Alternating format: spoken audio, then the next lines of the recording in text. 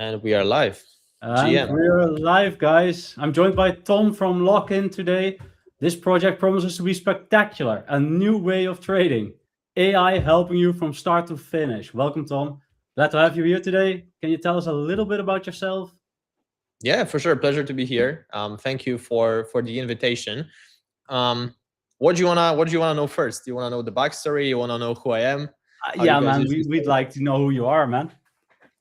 Okay. My background is marketing. I used to actually run multiple social media profiles. Like back in the day, I was the ghostwriter for multiple founders, and 2 years ago I launched my SaaS company. So we had a software for influencer marketing, where we essentially measured the buying power of crypto influencers on tokens. We could see who is calling some tokens at the very beginning or at the very low market caps. And we provided that kind of infrastructure because it was also a CRM. So companies like Avalanche, Injective, A-Tier, all these big guys that you see out there, they were our clients essentially. And we supply them data on their influencers. But then obviously, companies stopped spending money on that because the market went down. So there is kind of no point to market. And I was obviously trading, I think, as anyone that is working in this industry.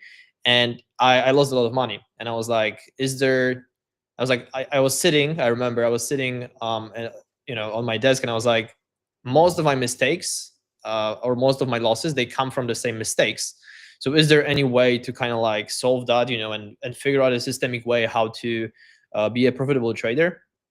And then that's how Lock-In started. Before it was called differently, and before it was focused on psychology, but then we combine psychology and the market mechanics to eventually come with this product that is actually right now not public yet. What was your biggest mistake, by the way? What was my biggest mistake, man? I would say I'm pretty good at selling. I'm really bad at cutting the losses. So, for example, one of my biggest trades last year was Aster. I bought in with good size at like 0.15, which was I think 150 million market cap, and I rode it all the way to 2.3. And the thing about me is, like, I did not hold all the way through. I was buying and selling. I was buying and selling because I could see how the market maker, market makes the chart. So I would buy at like 0.15, sell at 0.30, and then there will be a dip to like 0.2. So I'll buy with everything I made, I'll rebuy, and then I'll just do that, And then I remember I bought it like 1.9, it went to 2.6, and then it went back to 2.3, and I was like, should I sell? Should I not sell? I mean, I'm in profit, but it was just at 2.6. And then I ended up round tripping that, and I ended up selling at like 1.15. So I gave back like 70% of what I made. Yeah, so you would have had need for an AI that actually would have told you, like, maybe it's time to sell now. I mean, look, because we all know what to do, right? It's not like I have some sort of secret to trading, because I don't. And the analogy I like to use is that the reason why you hire a coach in the gym is to keep you accountable, right? Because, like, mathematically, statistically, if someone is watching and keeps you accountable, you are more likely to follow the system than if no one is watching, right?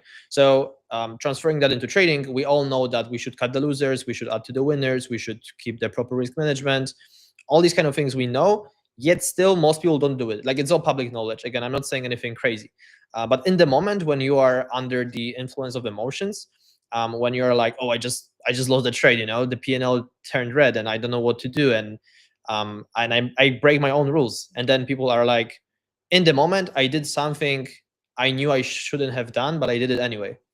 And up to this day, there is kind of like no way to enforce the strategy, because this is one of the things we also discovered, is that you can have a profitable strategy, let's say 70% win rate, right? So mathematically, 7 out of 10 trades you're going to win. And let's say, both of us, we trade this strategy, and one of us will be profitable, another one will be not. The only difference, like the only differentiator in this kind of equation, is the human component. Like, literally all it is. Yes, I think I always pride myself on being a non-emotional trader. But Mhm. even while I'm a non-emotional trader, there's times that I see a coin going down, and I know if I take now, I'm in profit. Let's take now, and I think let's wait an hour longer, and and it goes down. So it's really difficult, because there's also a greed element involved, and 100%. what you guys now build, yeah, is something that will help us? How will help? Well, how would it help us? Yeah, good question. So um, what lock-in is we don't pretend that, again, we have some sort of secret solution, because it's not what it is. And we also, I don't want to go into the direction of like AI will trade for you, because if AI goes to trade for you, what happens is that you outsource critical thinking and decision making, right? And it might work on smaller capital, but then eventually you end up giving up your edge, and it never works, right? So I think a sweet spot is where you are the one making the decisions, but AI helps you, and AI helps you to connect the dots and to discover things that you don't see. And because you'll be surprised, and I've seen it multiple times when one of our users will like open the app in beta because it's not public, and they will see they're losing patterns, right? We analyze the whole trading history. We can ultimately, we can immediately tell what kind of profile of a trader they are. If they are a sniper, if they, if they move stop losses to all the time, if they take profits too early, because this is usually what people do, right? Will They the do AI completely adjust strategies to the kind of trader you are? Say that again. Will the AI, the lock-in trading engine, will it adjust its strategies to what kind of trader I am? Ultimately, yes. Ultimately, you'll be able to create your own strategy. Right now, we do help you to enforce the strategy and like execute it properly, with no mistakes. Because if someone says, I want to be a full-time trader, I always say you have to treat it like a job. You have to treat it like a profession, which means you don't leave the room for randomness. And it starts with simple things, right? Let's say you trade a $1,000 account, you risk, let's say, $200, $300 per trade. But people will like trade like they feel. So one day I'm gonna put 500, one day I'm gonna put 200, and only this thing. But what ends up happening is you don't have the predictability, because let's say your win rate is 70%, but if you always keep changing the size, there is no predictability anymore. Sure. So we can tell what are you doing wrong, and we give you education, because we do have an education tab where you get the lesson that you exactly have to see. We do have a thing called edge work, where we help you to work on your edge, because you'll be surprised how many traders go to the market without defining their edge, right? So for What do you example, there will mean be by no trade. defining your edge? Maybe it's good to explain to our viewers.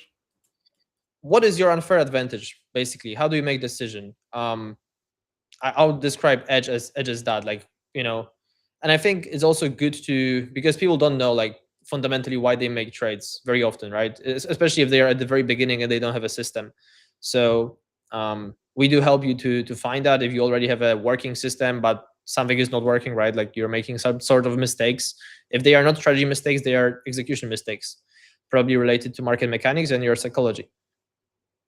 Yeah, so it's like my mentor. It kind of is like your mentor, yeah. So will it actually give me trades? Like, okay, do this trade because it will be profitable? Or is it more like I am doing a trade and I'm asking my mentor, what should I do now? Obviously, trading is not black and white. It's not binary, right? It's a game of probabilities. So we can never say as a product, okay, you'll take this trade, you'll be profitable, because it's just not how it works. But we can analyze the setup, and we can, give pros and cons. Mathematically, we can tell this setup has more probability of playing out. Or for example, we can tell Friday is your worst day and you always lose money. Or out of the last 10 longs that you took on Bitcoin, you lost 9 of them. So maybe don't long, maybe reconsider this strategy, right? And I think where AI is very useful is that it puts you out of your own head, because literally, like, we don't see our own mistakes. Again, I'll keep repeating that, but that's why people hire coaches, mentors, is because those kind of people, they can see outside perspective that you don't see in the moment. So yeah, that's what lock-in is. So I've been known to be hired by high net worth individuals, let's call them, for trading advice. But I'm out of a job, I think, now. Mm-hmm. No, I wouldn't say so, because unless I don't think those kind of people want to be day traders. They want to like put their money and be like, okay, I buy Bitcoin and I forget about it for 2 years or 4 years. I would say this product is more for people that trade daily, right? They are somewhere intermediate, because the best traders in the world, they don't need our solution. They already have their own systems. And the very beginner traders, they don't understand what it is about. So I would say it's for people exactly in the middle. Okay, so it's always this question. I think you'll get it every time that you're doing an interview, but I'm going to ask you as well.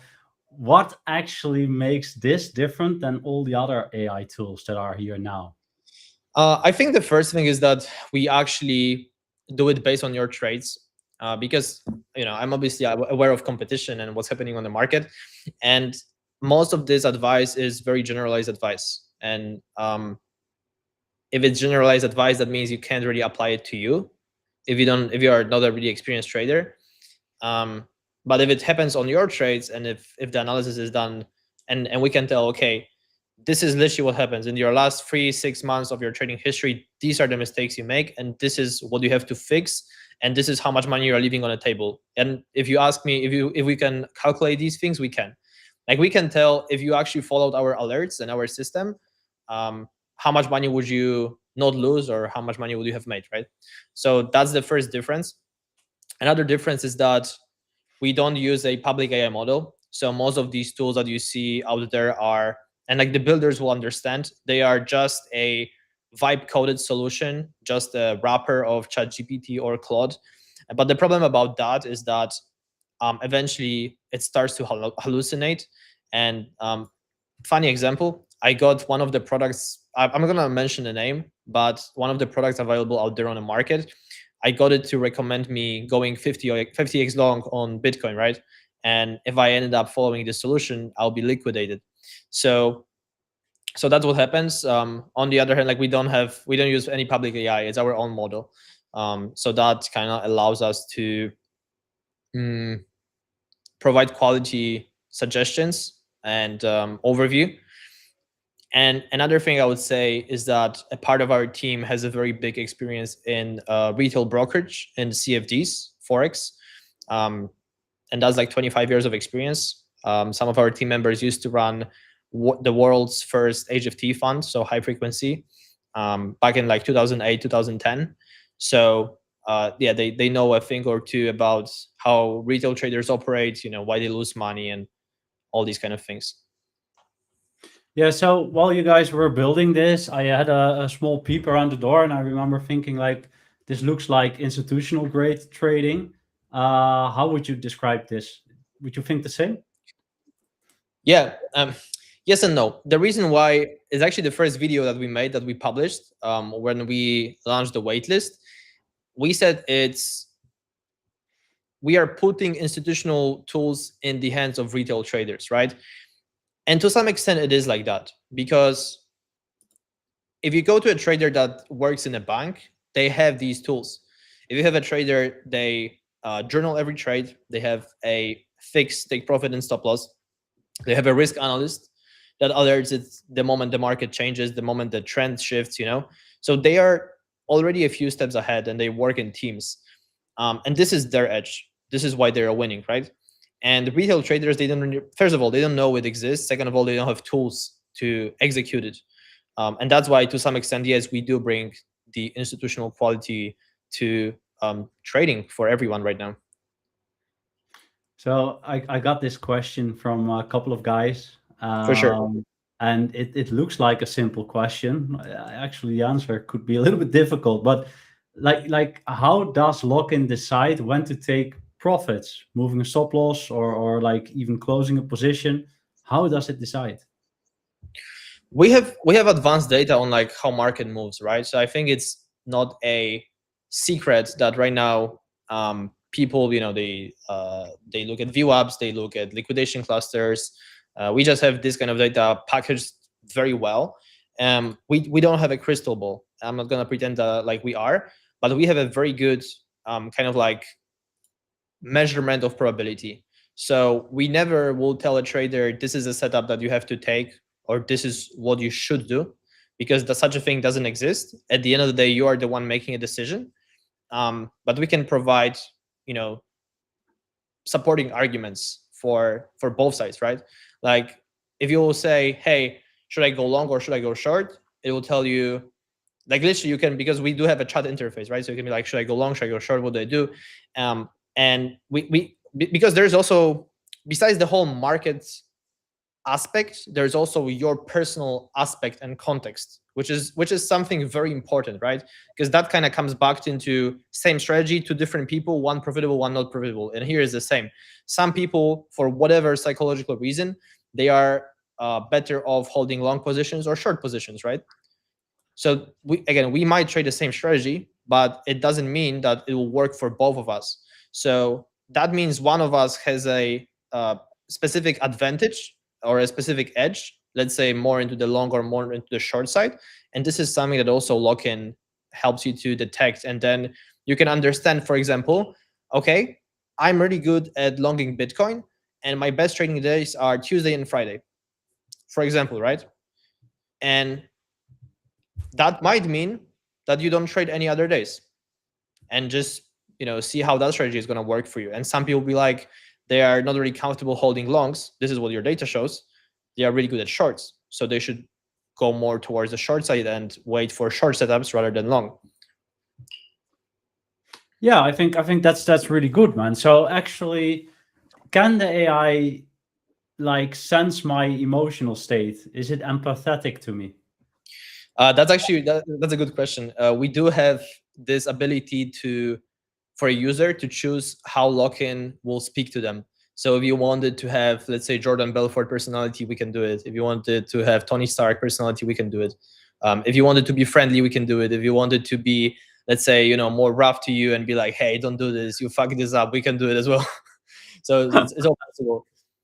But we So it's also whatever you need. do learn, because like based on how the user kind of like communicates with lock-in, we can tell what would be the best way for them to receive the information. And there's more factors towards that. There's, for example, nationality factor, right? So let's say people from Germany, they would like to receive feedback in a different way. People from Poland, they'll be like, okay, I don't want it that rough, I want it more soft. And then people from Asia, they also want to receive feedback in a different way. So our AI learns that, and then the way it responds is based on who you are, basically.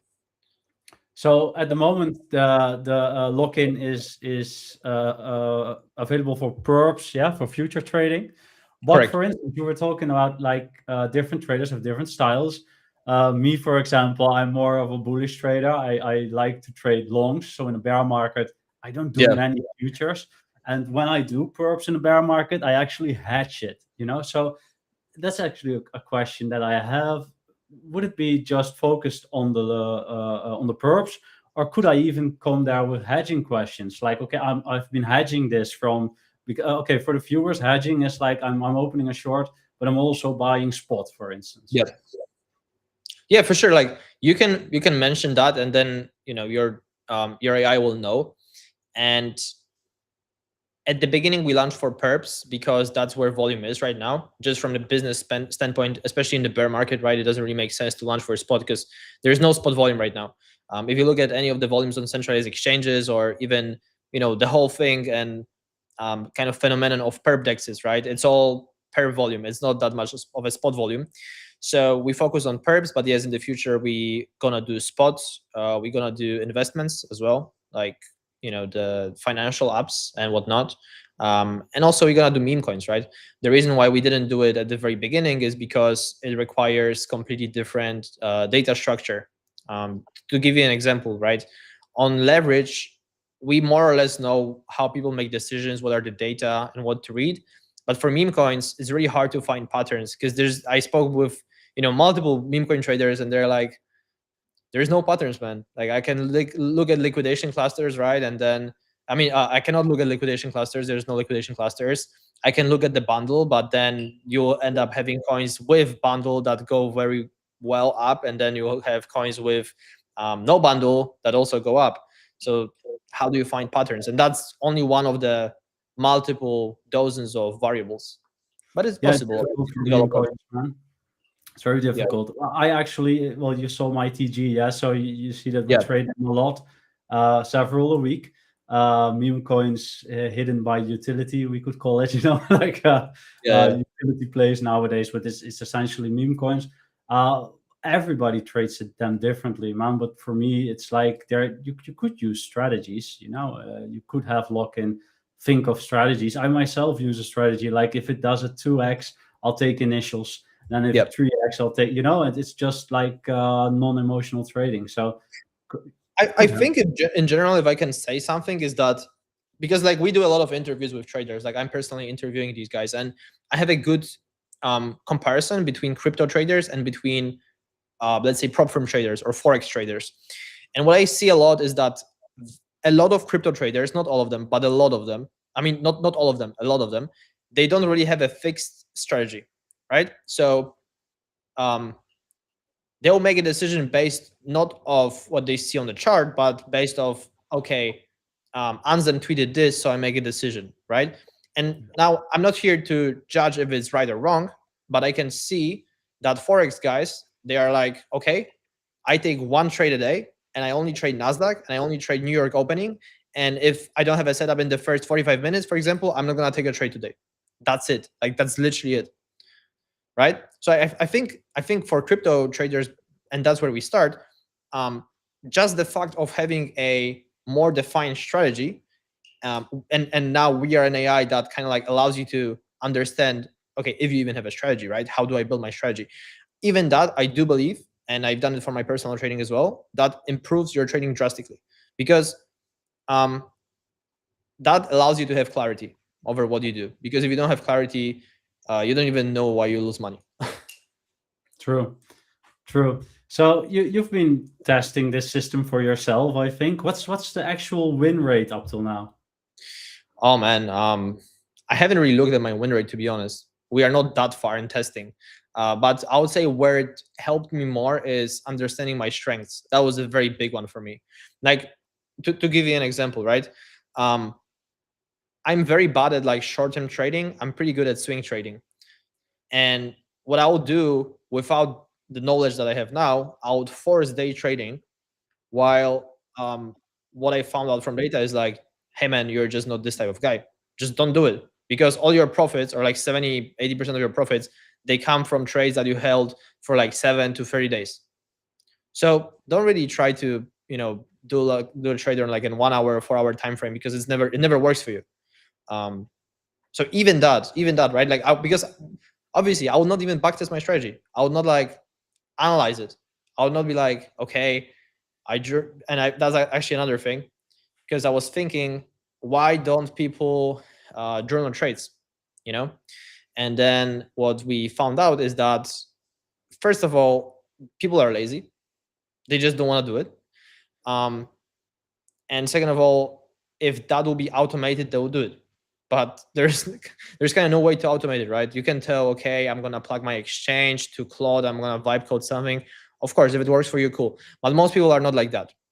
And that's why when I finally had a system, I could have visibility, and I would literally be like, what am I doing? Like, what am I doing with my trading, So the lock-in trading app, it's not live yet. Yeah, I think it's good to mention this, because For sure. in the TG we've had a referral link, yeah, to sign up, and people say, look, where's the app, what's happening here? But please explain to us at which stage we are right now, Tom. 100%. So the reason why we did it this way is because we have very high demand for people. And for anyone that ever built anything, they understand that you can't just open an app and let everyone in, because it's going to be a whole mess. The app is going to break. People are going to be unhappy. We can't do it this way. So what we did is we launched a waitlist. Anyone that is on a waitlist means they go to lock in the trade, they put their email. We have your email. Now we can contact you guys when the app is ready. We already have like around 1,000 people on the waitlist, and we have a separate cohort of around 400 people that like they will receive the app at the very beginning. So we're gonna open the app gradually. So yeah, right now basically nobody has access to the app, because where we are at is we are at on test flight. For those of you guys that don't know, test flight is what happens before your app gets pushed to App Store or Google Play. Google Play like has its own equivalent of test flight, but it's basically testing environment, right? So yeah, nobody has access to the app. The only thing you can do right now is just to sign up for the waitlist. But what I have to say for sure is that we are very close to opening the product to the public. Yeah, so it's now if you sign up to the waitlist, you get into a TG bot like Yep. environment, but the actual app has a different environment. Yeah, correct. Like the actual app, as a matter of fact, I can actually show it to you guys because I do have it on my phone. It's there. It's legit an app. It requires a code right now. I don't have a code. I need to ping developers. But yeah, the app is there and it's going to be live on your phones hopefully very soon. And so this is a system, yeah, this is an AI, and it has learned, but it's also a little bit customizable. I believe, if I hearing your words correctly, but can users customize how aggressive or conservative the AI is, for instance, or is that by watching you? Oh, well, it depends how conservative or aggressive you want to be, right? Because if you are a big risk taker, you know, AI will go more towards, okay, for example, let's say instead of risking 1, 2, 3% per trade, it's going to be like, okay, most of your biggest, let's say, wins, they come from trades where you sized in and you put, let's say, 20% of your trading account there in one trade. And now, again, I don't want to say there is right or wrong in trading because there's not. Like ultimately, we compete for money. So money is, you know, like your P&L or your percentage of the return. This is the metric that we should care about. And there is very unique profiles of traders. Everyone is different. That's why we can't really apply the same logic to everyone because, as you said, some people have more risk tolerance, some people have less risk tolerance. Some people are better at longs, some people are better at shorts. So AI learns over time, and but you can also, like, you know, customize it properly when it comes to, like, how do you want to trade. So could it even, like, for instance, because you told me like it's seeing my emotional state, yeah. So if it sees like that I'm an emotional trader, could it like deviate from the path that it actually has for purely focused on market data and look at me and say, look, if I tell this guy at the right time, it's too late. I need to tell him a little bit before. I need to make other levels for him because he's an emotional trader. Would it do that, or would it just see like, no, this is bullshit. The best thing is the market data? Depends what kind of trader you are. If you don't really struggle with emotions, it's probably not gonna talk to you that much about your emotions, right? I think people that I've seen, at least, that don't struggle with that, they tend to be better traders because they are not attached, right? So they are more likely to follow the strategy. But that kind of profile has other downsides if you don't have emotions, right? Because then, for example, 1 or 2 slip-offs where you don't follow the strategy, and because of that lack of emotions, you'll, for example, let the loss run, even though you shouldn't, but it's not going to impact you that much. But at the end of the day, you know, you're going to lose like 20 or 30% of your account. And I think what's also worth saying is that it's all about what happens.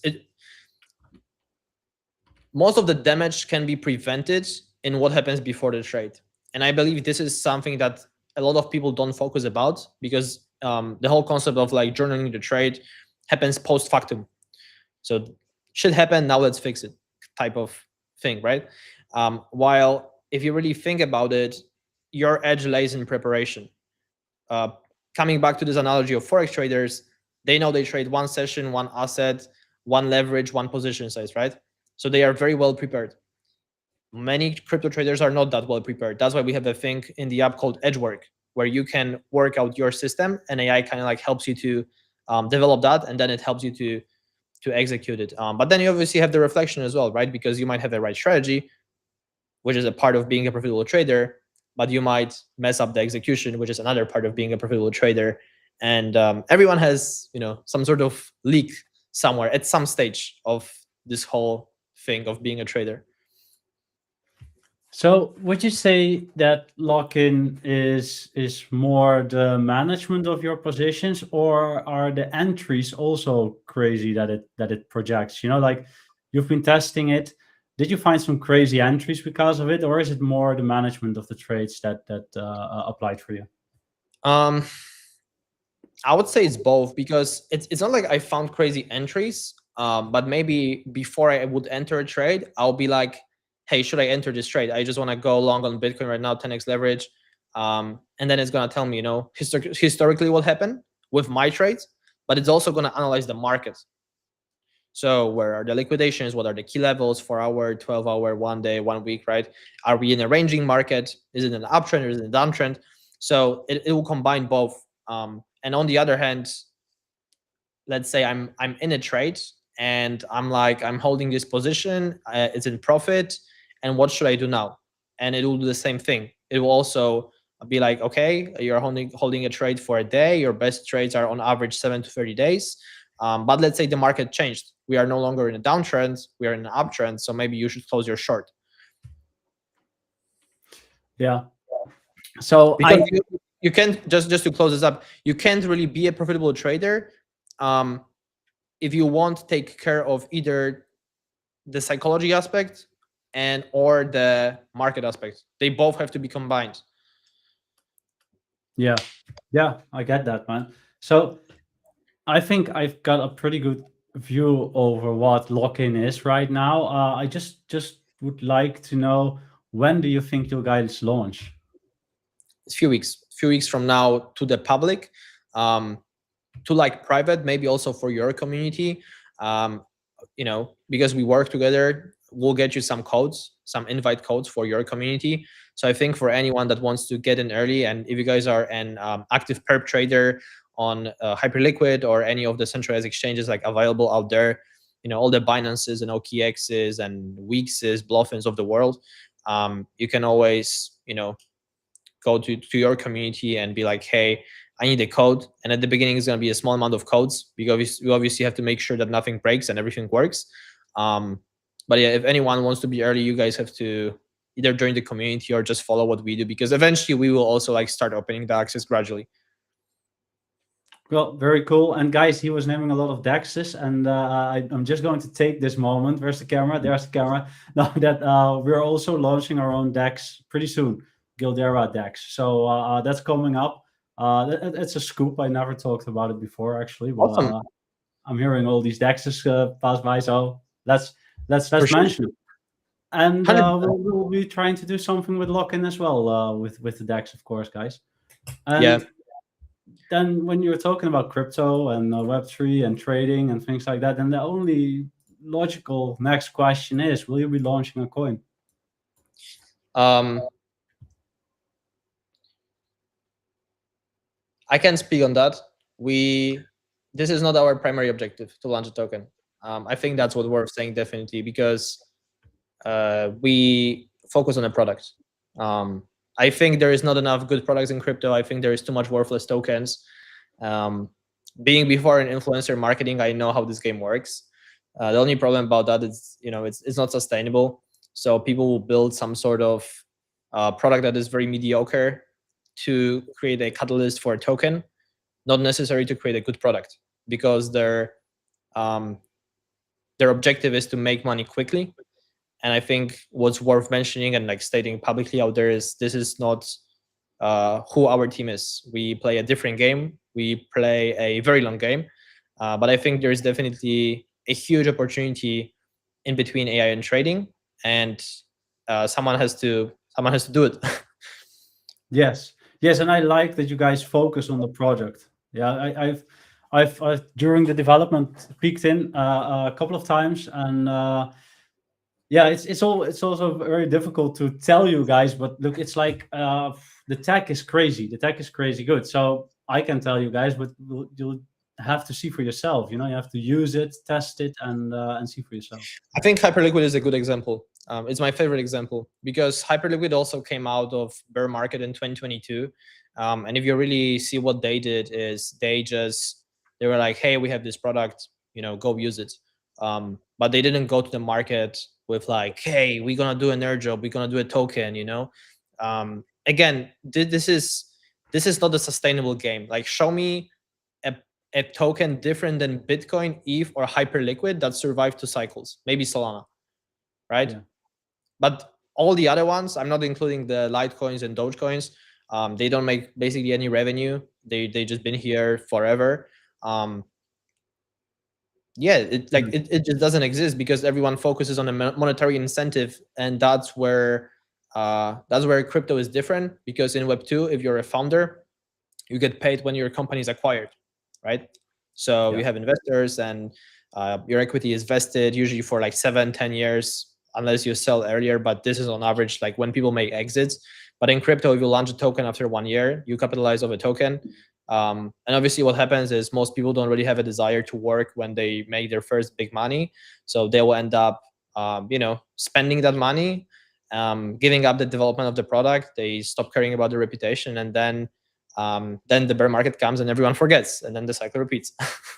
Yeah, true. It's actually a strategy for me to bet on those coins because I know they're coming back when the bull market starts. They just don't do anything during the bear market. Yeah.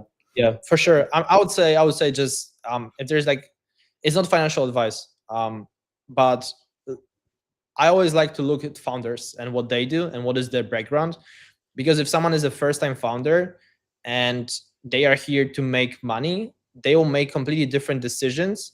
While people who've been here for a while, they don't have to, like, they are good. They don't have to work for the next few years or few decades. Um, and then the way those two groups of people operate is completely different. They make decisions in a different way. They build products in a different way. It all takes time. It's boring. But if you look at any of the great products that are out there, it always takes time. Like Hyperliquid is Hyperliquid today, but they started like what, 4 or 5 years ago, right? And Jeff was a market maker like way, way, way before that. Before he launched Hyperliquid, he got rich off market making, right? So this guy didn't have to work any day more in his life, and that's when he decided to launch Hyperliquid, right? And obviously, money is a very important incentive, but this was not his primary objective doing Hyperliquid. And you can just see what they did with the token, right? Like most of the revenue goes to the for the buyback anyway. True, and they have nice backing, like Arthur Hayes and the Oh, for guys. sure. That helps, that really Yeah, helps. yeah. I'm not saying no. Yeah. So I'm actually kind of, let's see if we have some questions from the community as Yeah, well. happy to answer anything. Okay, well, we actually answered that. We answered that as well. Let's see here. Okay, so I think we actually answered the questions that the people had, and I think most questions were actually about when will it launch, when will we see the tag, when can we use it, Sure. and yeah, we answered those things. Then there's one thing left. Do you have anything to tell us that I forgot to ask you? Do I have anything to tell? I would say just be patient, man. Just be patient, because our goal is to really put something exceptional in people's hands. And these kind of products are not created in in a week or in a month. And another thing is that I'm really open, and like the whole team is open to feedback, right? So the moment we launch, we would love to get in touch with you guys, like anyone that is an early user. I'll personally do a call with you. I'll ask you what you like, what you don't like, because this is what I did in my previous company. And even though I had no SaaS or any like mobile app background back then, I believe this is the only approach that is valid and works, which is actually making something and building something that people want to use, right? Yeah. So yeah, I think we're gonna also work on that with your community and with you personally. But I want to make sure that people are like not afraid to give feedback, even if the feedback is harsh, because at the end of the day, I'm not building it for myself. I'm building it for other people. Yes, 100%, man. Thanks for being here. Always. I enjoyed it, and I think I've learned a bit more about lock-in and where we stand and where we'll go. So I hope everybody that was watching, everything is clear now. If not, just come to the TG, ask your questions. Tom will be there as well. It will be all fine. Yeah, 100%. Always open to any questions. If you guys want to ask, hang out, always feel free to DM me or just follow us. And yeah, I'm really like big on being close to the community. So yeah, the door is always open. Cool. Thanks, Tom.